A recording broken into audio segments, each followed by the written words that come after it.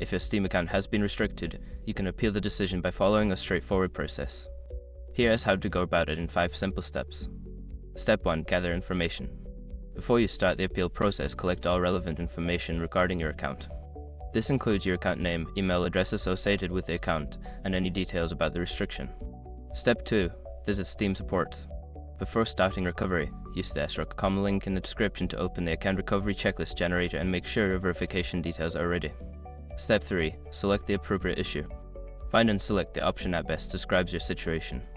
This could be something like account restrictions or account access issues. Make sure to choose the correct category to ensure your appeal is directed to the right team.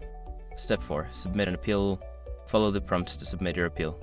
Provide a clear and concise explanation of why you believe the restriction should be lifted. Include any evidence or context that supports your case. Step 5. Wait for a response.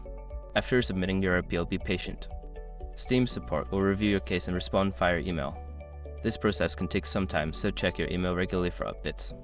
In conclusion, appealing an account restriction on Steam is a manageable process if you follow these steps carefully. Be sure to provide all necessary information and remain patient while waiting for a response.